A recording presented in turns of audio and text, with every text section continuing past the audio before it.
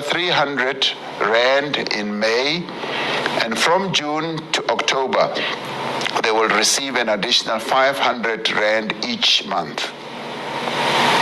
All other grant beneficiaries will receive an extra 250 Rand per month for the next 6 months.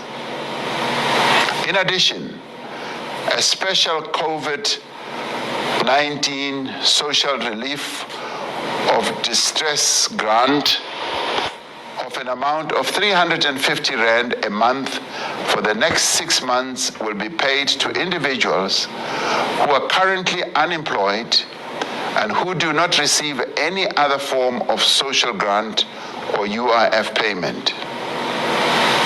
The Department of Social Development will issue the requirements needed to access and the application for this funding. We recognize that food distribution capacity of the government is not adequate to meet the huge need that has arisen since the start of the epidemic. The South African Social Security Agency, SASSA, will within days implement a technology-based solution to roll out food assistance at scale through vouchers and cash transfers to ensure that help does reach those who need it faster and more efficiently. In addition, to fill the immediate need, the Department of Social Development has partnered with the Solidarity Fund, NGOs in our country, and community-based organizations to distribute 250,000 food parcels across the country over the next 2 weeks. We are deeply disturbed by reports of unscrupulous people who are abusing the distribution of food and other assistance for corrupt ends. We will not hesitate to ensure that those involved in such activities face the full might of the law. While there are several interventions that already exist within government to deal with the extremely high unemployment, such as the expanded public works program and the community works program, these are not enough. The coronavirus will lead to many people losing their jobs. An additional 100 billion Rand will be set aside for protection of jobs and also to create jobs. Since the declaration of a state of national disaster over a month ago, government has put in place a range of measures to support workers' wages and assist companies in distress. By the end of May, the UIF's special COVID-19 benefit has already paid out 1.6 billion Rand, assisting over 37,000 companies and 600,000 workers. 40 billion has been set aside for income support payments for workers whose employers are not able to pay their wages. We continue to provide assistance in the form of loans, grants, and debt restructuring to SMEs, to spaza shop owners, and other informal businesses. The value of this assistance to date is over 100 SMEs and spaza shop owners and other small businesses. The IDC facility to support companies to procure or to manufacture personal protective equipment has been utilized in the past few weeks with finance of 162 million Rand approved to date. Other forms of support have been extended to artists, to athletes and technical personnel, as well as to waste pickers and public works participants in the environmental sector. While these measures are providing obvious relief to many companies and workers, it is clear that there is a far greater need across the entire economy. We will therefore be introducing a 200 billion loan guarantee scheme in partnership with the major banks in our country, the National Treasury, and the South African Reserve Bank. This will assist enterprises with operational costs, such as salaries, rent, and payment of suppliers.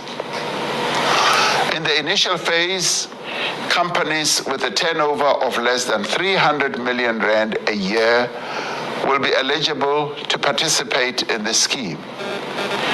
It is expected that the scheme will support over 700,000 firms and more than 3 million employees through this difficult period.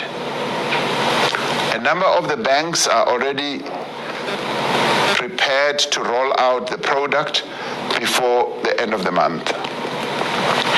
Government is also working on additional support measures for vulnerable and affected sectors like the taxi industry. In addition to existing tax relief measures, we will also be introducing a 4-month holiday for companies' skills development levy contributions, fast-tracking VAT refund payments, and a 3-month delay for filing and first payment of carbon tax.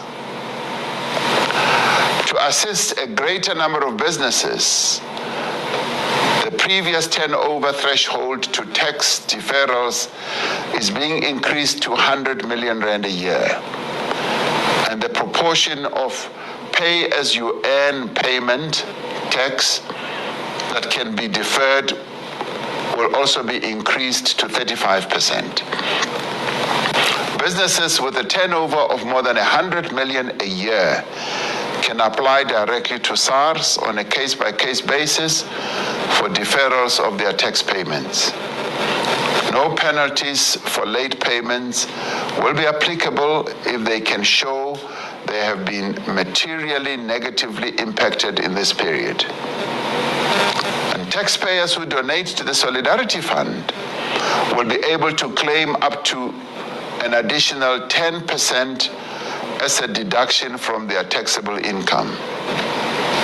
In total, these tax measures should provide at least 70 billion rand in cash flow relief or direct payments to businesses and individuals. And the Minister of Finance will provide further details on the above and other tax-related announcements. In the implementation of all these measures, we're determined to ensure that women, young people, and persons with disability receive particular attention and support. The South African Reserve Bank has also made an important contribution to support the real economy. In line with its constitutional mandate, it has cut the repo rate by 200 basis points, in effect unlocking at least 80 billion rand in the real economy, and taking other steps to provide additional liquidity to the financial system. Several commercial banks and insurance companies have also assisted the economic relief effort by, among other things, delaying or reducing installment payments, providing debt relief, and waiving bank fees for grant beneficiaries. The fourth area on which Cabinet has resolved is the phased reopening of the economy.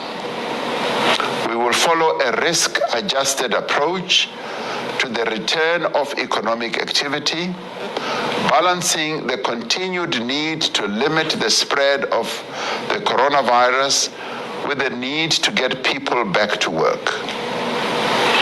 As I have said previously, if we end the lockdown too soon or too abruptly, we risk a massive and uncontrollable resurgence of the disease. We will therefore follow a phased approach guided by the best available scientific evidence to gradually lift the restriction on economic activity. As we do so, we remain firm in our resolve to contain the transmission of the virus. We will therefore need to act with agility and flexibility in the weeks and months ahead and respond to the situation as it develops.